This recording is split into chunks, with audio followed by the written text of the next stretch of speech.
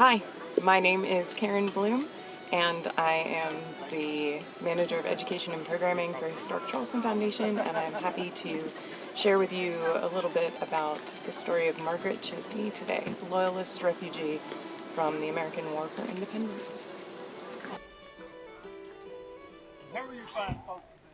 The Tempest. Feels like my life is a tempest. Feels particularly relatable. Now my charms are all o'erthrown, and what strength I have's my own, which is most faint now, 'tis true. I must be here confined by you, or sent to Naples. Let me not, since I have my dukedom got, and pardon the deceiver, dwell in this bare island, by your spell. But release me from my bands with the help of your good hands. Gentle breath of yours my sails must fill, or else my project fails, which was to please. Now I want spirits to enforce, art to enchant, and my ending to despair. Unless I be relieved by prayer, which pierces so that it assaults mercy itself, and frees all faults. As you from crimes would pardoned be, let your indulgence set me free. Well, if you would indulge me for a few moments, I could tell you a bit about what it means to have a life in tempest.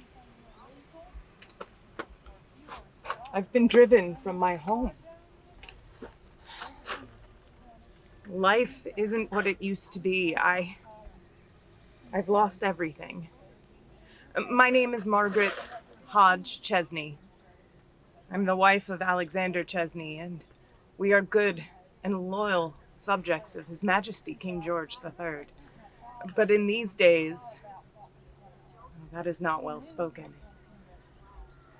My husband, before we were married, he was part of the Loyalist militia in the upcountry in South Carolina. And doing his good and faithful duty, he was captured by rebel militia. And he was given a choice, forced to choose between trial or serving the patriot cause. There is no choice, no winner. But in thought for his father and the rest of his family, the farm, he chose to guide the rebels. My husband has had a long and illustrious career in the upcountry of the Carolinas. He knows every path, every trail, every creek and riverbed. The rebels knew that and wanted to use it to their advantage.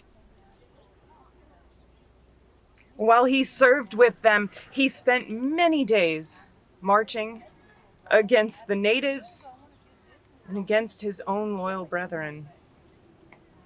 A few times he tried to escape. Once he was close enough to see the British line, but he could not get there and had to return with the rebels. Our life has been turmoil. When he was able to come back home, we were finally married. He built us a house and a farm on the Pacolet River. I remember it still. A beautiful home, a thriving farm, and when he wasn't called to militia service, he would drive a wagon and a team to Charlestown. We did thrive. I remember one time his profits recorded at 300%. Why would we rebel? The king is our sovereign, and the laws work for us. A taxation matters not. We pay our taxes like good citizens, and we enjoy the protection of the crown. If such a government functions, why should we throw it off? People we thought we would never lose as friends, as neighbors, they changed almost overnight, swept up in the furor of a rebellious cause. No taxation without representation. We can govern ourselves. Who is wise enough to govern themselves? Now we are in the midst of war. But still my husband serves the king, and when the call was put out at Charlestown, he did muster, and elected by his loyal companions as a lieutenant and then made captain. But every time he would leave, I would be vulnerable. I have lost count of the number of times that rebel units have come to our house, taken our possessions, burned the crop that they could not eat, slaughtered the livestock, a team and wagon. What is that? Just after the battle at King's Mountain, my husband was there. He was there when noble Ferguson fell. And when he came home, he told me of yet another round of fire that came close, but this time too close. In earlier battles, the bullets missed, but this time he was wounded, captured, forced to march with no provision, no food, beaten on the trail, brought to trial with 34 others. 9 of them hanged before the adjutant stopped it. I do not know by what divine force my husband was lucky enough to not be among the 9, but it could have been. He escaped under the cover of night with some of his fellows, and he made it home because he knows those woods and those rivers. And when he arrived, he met his son, 11 days old. He named him William. And that was all the christening that our son received, because my husband spent weeks in the forest, in caves that he made, sometimes able to go and stay with my father, but mostly in the wilderness. We live in wilderness. It is dangerous country. We are constantly under attack by natives, and it is the protection of the crown that keeps us safe. My husband is a good and loyal soldier. He does his duty. These rebels would go on raids. 32 villages of native peoples my husband helped to destroy. Those rebels don't want to live in harmony. They want to murder. When he was off again after Cowpens, disaster. Disaster by the name of Cowpens. He should have stayed at Fortress 96. He was assigned to oversee the jail there, to be its commandant, but when Tarleton called, he answered, and Cowpens nearly took his life. When he came home in January in 1781, he found William and I with nothing. Nothing in the house, not even a blanket for the baby in the winter. But the rebels in their good mercy had left us 2 horses. 2 horses. Our neighbors, our former friends, left us with bare cupboards, no blanket, and 2 horses. That was the last time that I saw my home. Alexander packed up those 2 horses with what little left we could find, and we started south. We are on our way to Charlestown. I am given to understand that the British regulars are close to taking that fair city. Charlestown is our hope. It is our light. I understand that this war is not going well in other colonies. and I continue to hear the cries of, "Go back to England." I am not from England. I am from America. I am from here. This is my home.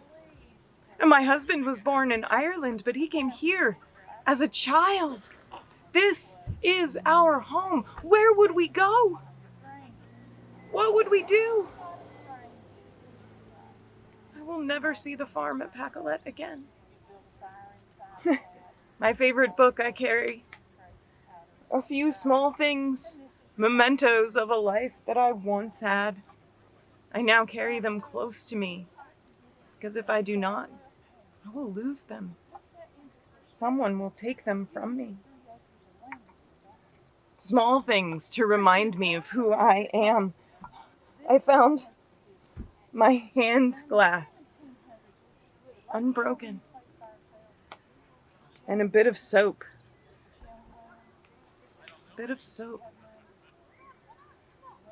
Am I not a person? Do I not deserve to live in peace? At least I can wash my face.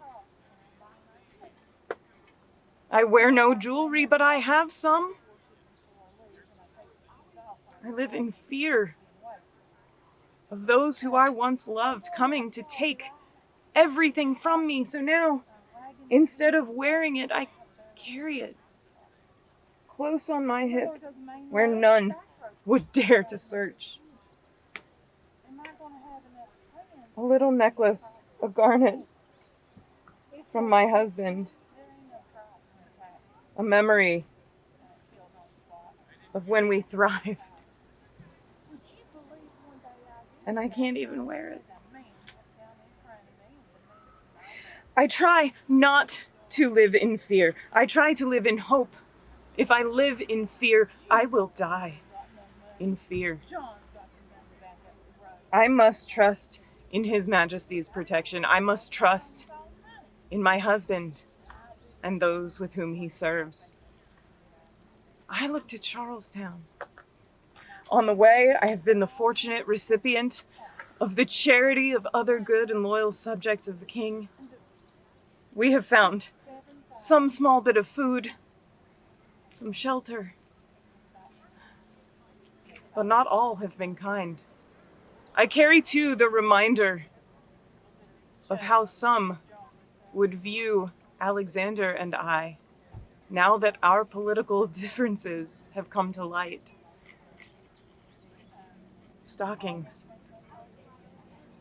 They are so important. One cannot travel in the country with wet feet. I thought that it was a gift. I thought that they were charity. But when this person, who I thought was my friend, gave them to me, she said that they were fit for me and no one else. Crimson stockings to match the color of the coats that my beloved regulars wear. Scoffed at for believing in my king and country. Spit on, turned out of my own home. I fear for what will become of us with such different ideas and ideals. And I look to Charleston. Charlestown is our hope. We have no other. Margaret Chesney was only 22 years old in 1782 when she and her husband Alexander made it to Charleston. They ended up being given the use of a confiscated patriot's house, the use of 3 enslaved Africans, and they started a new farm, a new crop of rice and Indian corn. Like every other complicated human, both Margaret and Alexander had parts of their story that were certainly pitiable. It is true that Loyalists in this country had a rough go of it. People were not kind and they were not merciful. But both on the Patriot and the Loyalist side, there was a lot of destruction, particularly of native lands and native villages.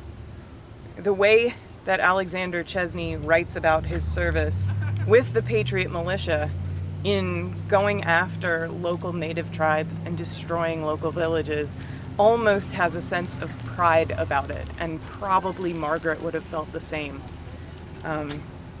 And of course, we know that this colonial settler complex was utterly destructive of the true owners of this land that we all inhabit today. It was a source of pride then. It probably shouldn't have been, and it certainly isn't a source of pride now.